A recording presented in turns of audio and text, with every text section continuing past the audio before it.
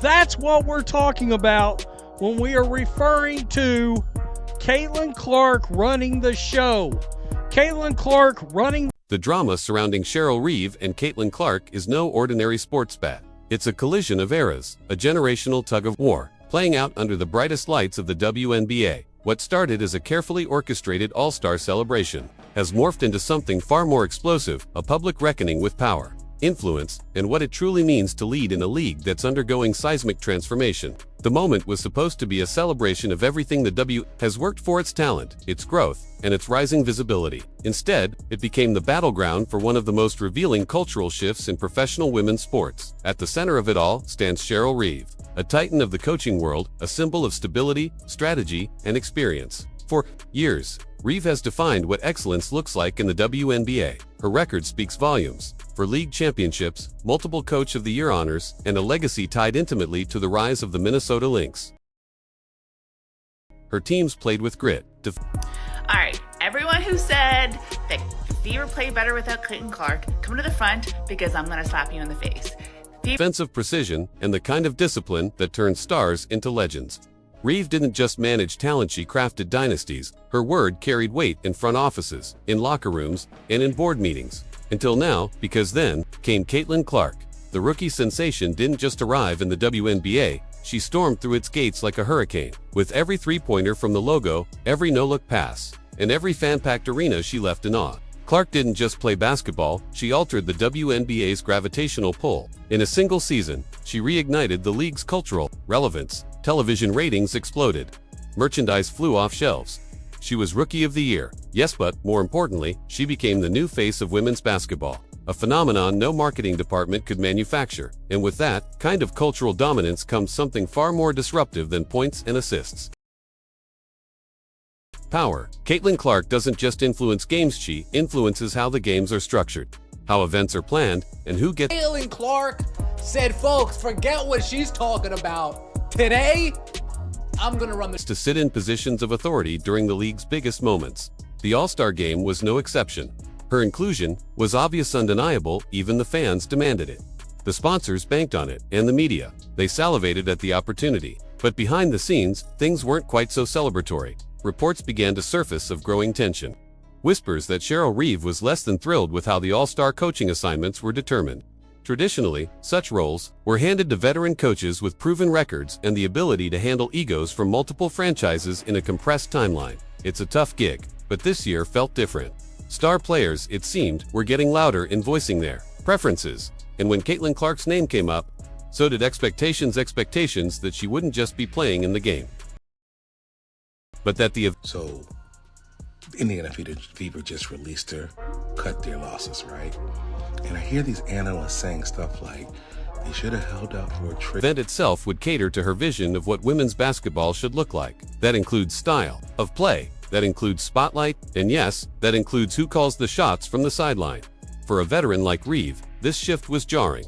She built her legacy in an era where authority was top-down, where coaches molded players, not the other way around. So, watching a 22-year-old with less than a season under her belt effectively reshape the league's most high-profile event, that was a bitter pill to swallow. And when those cameras rolled during live TV coverage of the All-Star festivities, the tension boiled over. In front of millions of viewers, body language spoke louder than any press release. Clark, beaming with confidence, ran warm-ups with the ease of a leader fully in her element.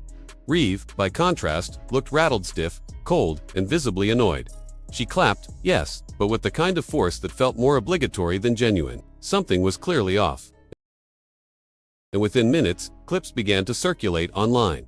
Commentators noted the awkwardness. Fans speculated. Analysts dissected every grimace, every glance, every hesitation. And soon, the headlines wrote themselves. Cheryl Reeve was in meltdown mode and Caitlin Clark was the catalyst. To understand why this moment matters, you have to zoom out.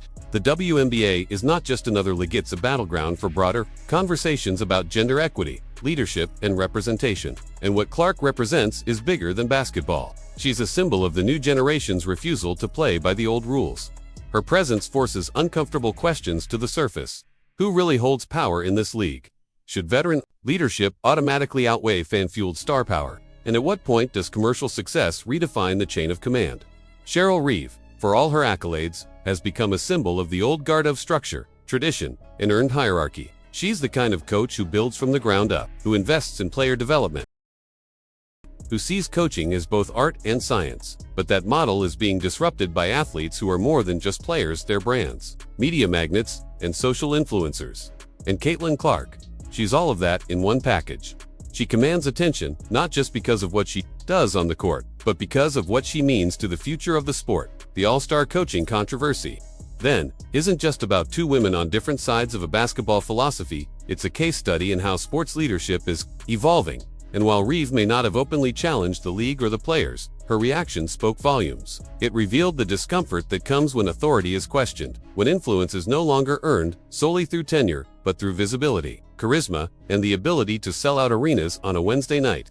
The WNBA, to its credit, is trying to find a balance. It wants the structure and respect that veteran coaches like Reeve bring, but it also needs the electricity that Clark injects into every moment she's on the court. The challenge is how to integrate both without alienating either. But that's easier said than done, because when Clark smiles in a post-game interview and fans erupt with applause, it's clear whose name is moving the needle. And when Reeve sits at a podium and answers questions with tight-lipped frustration, it's clear that the league's tectonic plates are shifting beneath her feet. This power struggle doesn't have a simple resolution. It's a symptom of growth, messy, dramatic, necessary growth. And while fans pick sides, while pundits analyze every development, the league is being forced to evolve in real time. The days of silent compliance are over.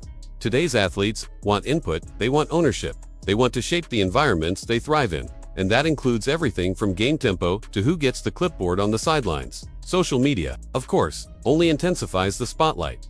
Every minor exchange becomes a meme. Every frown becomes a statement. Fans are no longer passive observers, they're participants, fueling narratives, choosing heroes and villains, and holding both players and coaches accountable. In this environment, optics are everything. And for Cheryl Reeve, the optics were not kind. Her reaction, her visible discomfort, her rumored complaints behind closed doors, they all painted a picture of a coach caught in a storm she never saw coming. A coach used to control, now forced to adapt to an ecosystem where star power rules. And for Caitlin Clark, it was a coronation. Not because she asked for Reeve to be sidelined, not because she lobbied for coaching changes, but because her mere presence exposed the league's internal conflict. Can authority survive when charisma takes the wheel? The long-term implications are staggering. Future All-Star events won't just be about stats, they'll be about narratives. Which players sell tickets? Which athletes move the culture? Which voices matter most in the war room? For the next generation of players watching from college bleachers or youth camps, the message is clear. Stardom equals influence, an influence that shapes everything. Coaches will have to adapt.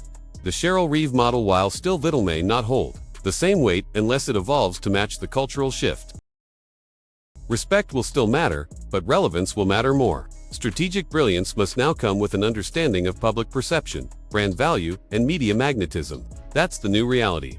What happens next is anyone's guess. Will Reeve adjust, finding new ways to lead within this changing landscape? Or will she become a cautionary tale reminder that even legends must bow to the tide of evolution? And for Clark, can she maintain this level of influence without becoming the very authority figure she once challenged?